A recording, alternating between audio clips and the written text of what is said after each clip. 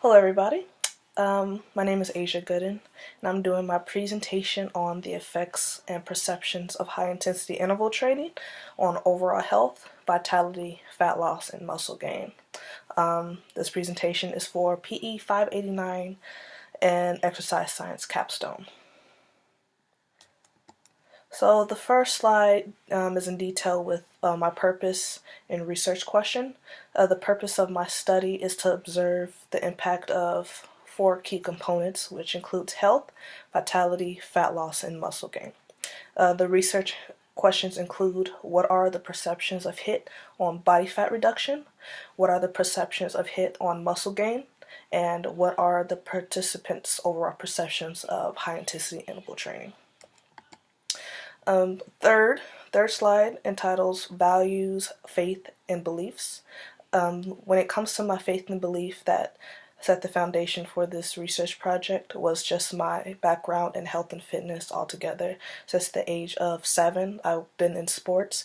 I was blessed enough to gain a scholarship in track and field, and after that I wanted to get into something that dealt with fitness and just being able to provide smart and effective ways for other individuals to accomplish their fitness goals. Although I wasn't competing anymore, I feel like my background in athletics really set my foundation, and it really builds my faith and beliefs. And my beliefs really comes from Corinthians chapter 6, verse 19 through 20, which states, "Don't you realize that your body is the temple of the Holy Spirit, who lives in you and was given to you by God?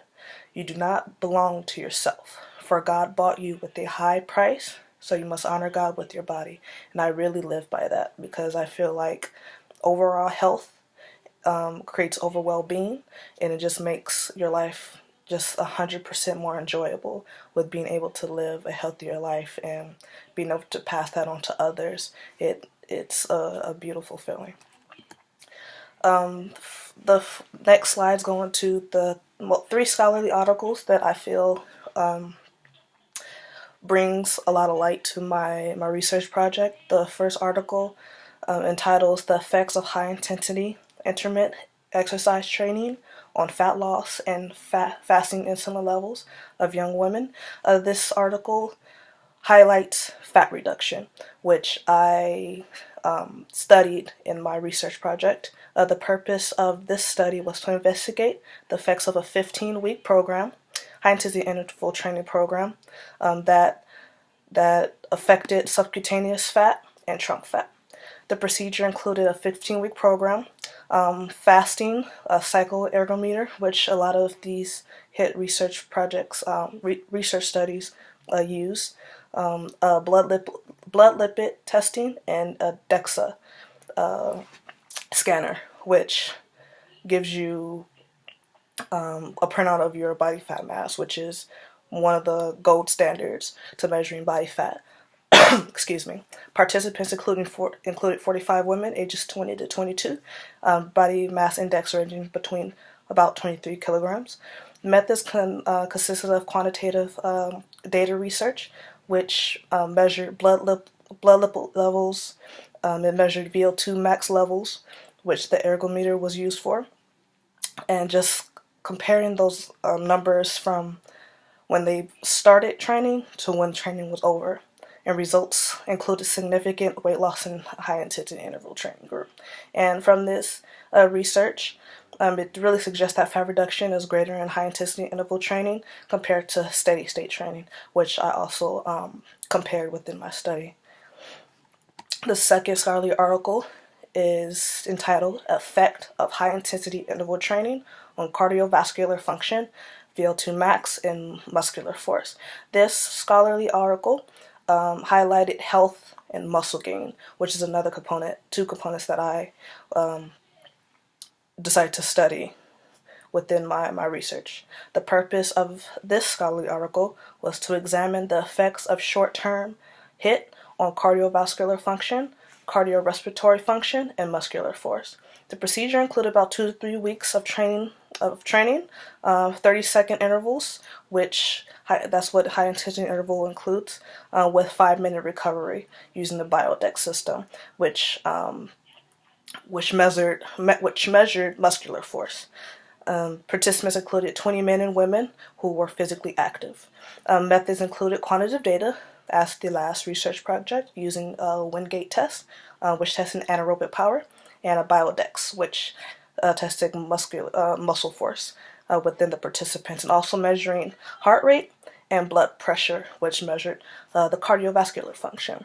The results in this study showed anaerobic power increased with with the high intensity interval training group.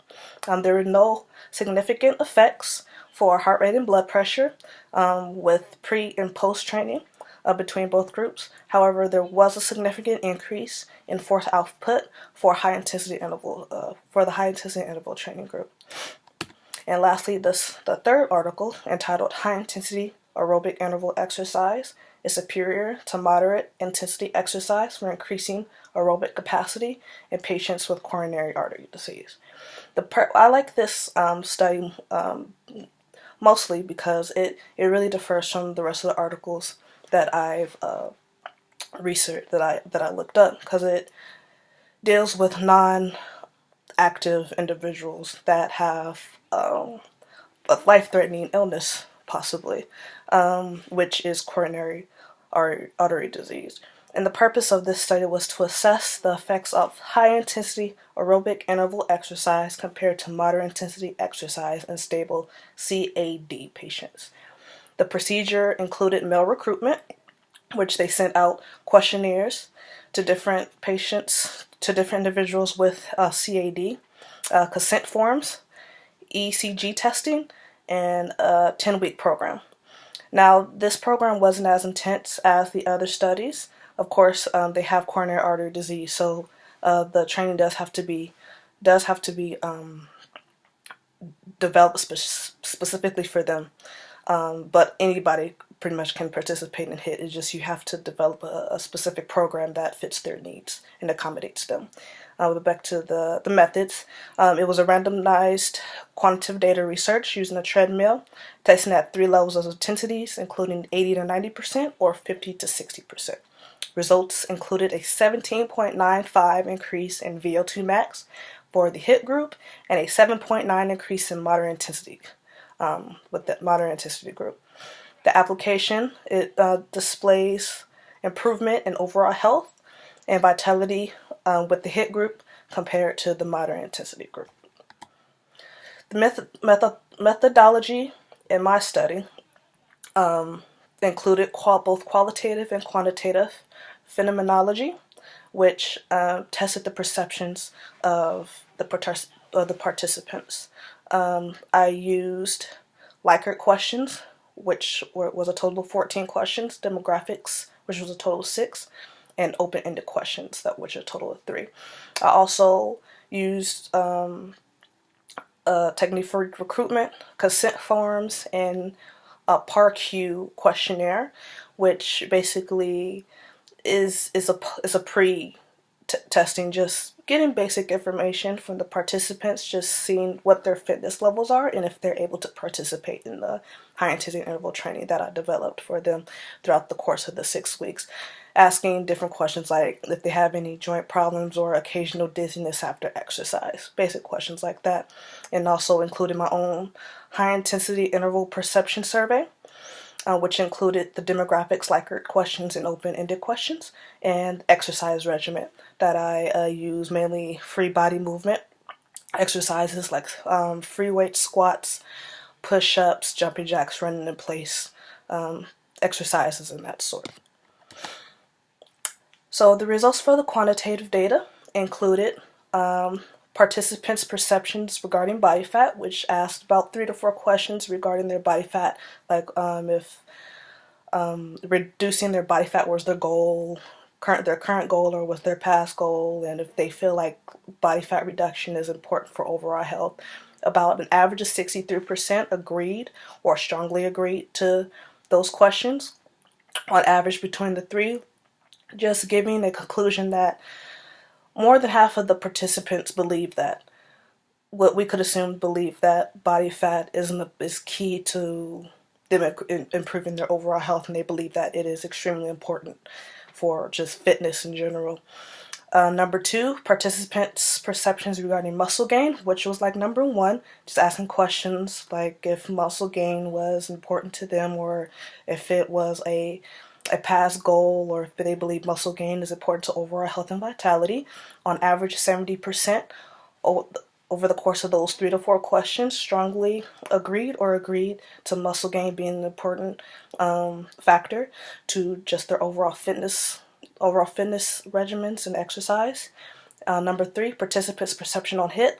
About half, 48%, were neutral, just giving the idea that half of the participants weren't sure what high intensity interval training was about. Maybe they never heard of it, or maybe they've heard of it, or they've never participated in the program.